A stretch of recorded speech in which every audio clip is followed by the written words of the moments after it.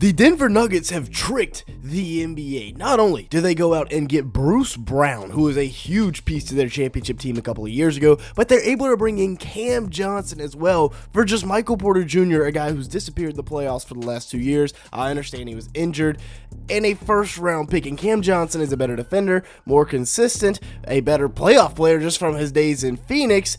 And he's going to fit into this roster off of Jokic a lot better because he doesn't have to create off the bounce for himself. He's just a catch and shoot guy. And I love what the Nuggets have done so far this offseason. They were 25th in opponents' points per game last year and 22nd in defensive rating. They've brought in 2 upgrades on defense when you talk about Bruce Brown over Russell Westbrook and you talk about Cam Johnson over Michael Porter Jr. They were also 28th in three-pointers made and 30th in three-pointers attempted last year. While they had a great percentage, they were just not shooting a ton of threes. And while they made it successful, I don't know if that's sustainable over a long period of time. So now they bring in Cam Johnson, Bruce Brown, a couple of good three-point shooters, and they're not done yet.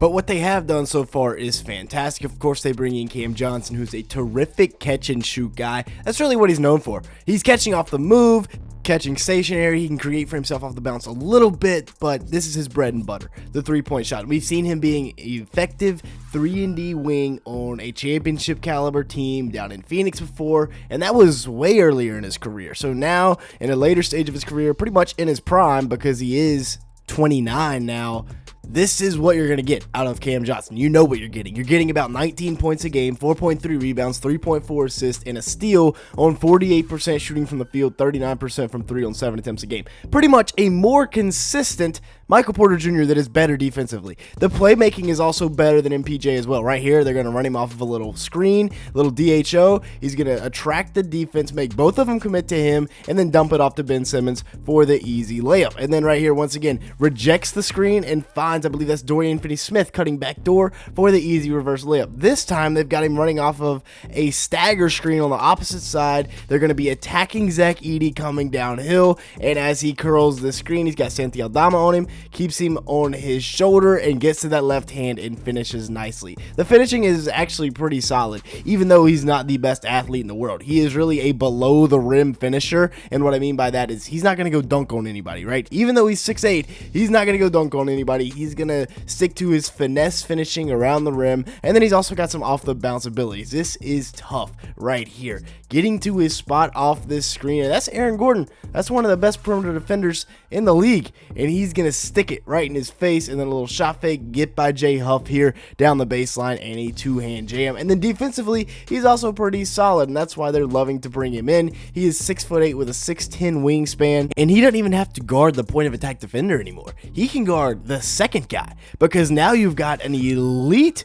group of perimeter defenders around Jokic and Murray with Cam Johnson, with Aaron Gordon, and with Christian Brown. Brown's going to guard the best perimeter threat, and then you've got Cam Johnson guarding the second best, and then the interior guy is who Aaron Gordon's going to guard. Now, Michael Porter Jr., no hard feelings, right? He's going to be always known as a Nugget, won a championship in 2023, and he was really good in the regular season. You see the stats there, almost 50, 40, 90 efficiency. Once again, in the regular season, not in the playoffs. When it came down to it, over his last 3 playoff series, Michael Porter Jr. was averaging less than 10 points and less than 6 rebounds in 32 minutes per game, while shooting 38% from the field and 34% from 3. And that's not that small of a sample size, right? That is almost a 20-game sample size that he's doing that over. He's also on a 2-year, $81 million contract, compared to Cam Johnson, who's on a 2-year, little over $40 million contract. So you save $40 million over the next 2 years by shipping off Michael Porter Jr. for a, like we said, more consistent, better defender, better playmaker, and can do everything that MPJ can do, except maybe not quite as good off the bounce. Now, looking at the cap space situation for the Nuggets now, with the 2 new signings, they're $14 million under the first apron. So they can still go out and make a splash, or go out and make a trade if they wanted to. They have $14 million in these 2 guys combined. So under the first apron, they have no restrictions. They can do whatever they want, trying to send those guys out, matching salaries, whatever they need. They also bring back Bruce Brown. And this was maybe one of my favorite moves of the offseason. Bringing Bruce back where he belongs, back to Denver. Look at the finishing right there. That's what he's known for, driving, getting into the lane, and also being a good defender. He's on a 1-year, $2.2 million ultra team-friendly deal. That's cheaper than what Westbrook was playing on last year, and he's already familiar with the area. The fans love him. I mean, he won a ring here 2 years ago, for crying out loud, and then things kind of went downhill for him. Check out the amazing jersey swap I did. That's how much I care about these videos, right? Putting all the effort into them, going out and getting. That's a little something what I think Bruce Brown will look like in a Nuggets jersey. Last year, as a Pelican, he averaged 8.3 points, 4 rebounds, 2 assists, and 0.8 steals in 22 minutes. 42% shooting from the field, 33% from 3 on 2 attempts. He got his bag. Now he just wants to go back and win. The 3 ball was not good last year. It's got to get back to what it was in Denver, where he was shooting at an efficient clip. The passing is all right, as you can see here, reading the play, finding the big, cutting to the rim, and then the clamps. This is what they really love about Bruce Brown, an outstanding one-on-one defender. Give me that, Nick Smith Jr. Brown and Brown Defense Attorneys is back, and I could not be more excited for the city of Denver. That's a phenomenal pickup. He now adds more depth to this bench, and literally as I'm making this video, speaking of depth, Jonas Valenciunas is now a Denver Nugget. They get Daron Holmes II back after injury. He was a beast at Dayton, averaged 20.5 points per game, 8.5 rebounds, 2.6 assists, 2.1 blocks, and 0.6 steals, en route to being an All-American, shooting 54% from the field and 39% from 3 on 2.6 attempts per game. He's even got a little bit of Jokic-esque vision as he drives across the lane right here and finds his teammate cutting. Now, a lot of these highlights, he's being more of a traditional back to the basket big, where he can catch and dunk, catch and make a post move. And while they will see some of that, I expect to see him doing more stuff like this, operating out of the mid post and going and finding, mid-range jumpers, knocking down the 3 ball, because he did shoot 39% from 3 on almost 3 attempts a game, and trying to dunk on people, because I think he plays alongside of Jonas Valenciunas in the backup front court next season. Julian Strawther is a guy that's got to take a big step forward for the Nuggets. We saw him impact the playoffs. He averaged 9 points a game, 2.2 rebounds, 1.3 assists, and 0.6 steals in the regular season last year,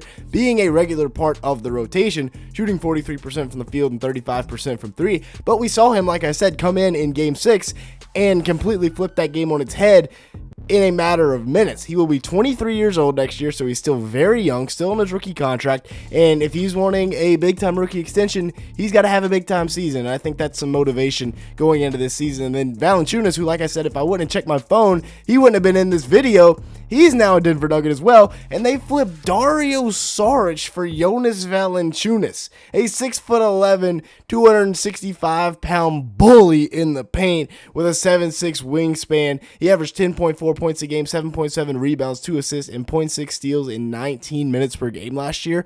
Fantastic for what the Nuggets are looking for, pairing their Serbian MVP with some Lithuanian lightning in Jonas Valanciunas. And man, talk about a steal, because not only do they get a good backup center, a very quality backup center, but they also only lose $5 million in the process, getting off the Dario contract, and they still have $10 million to look for a backup small forward if they don't rock with Tamar Bates, who was their best UDFA. I had him as a top 45 prospect in this draft class, and he fell out of the draft altogether. He was kind of expecting to get drafted. The Nuggets swoop in and pick him up, so as a backup guard, he can shoot it, he can play defense at a high level.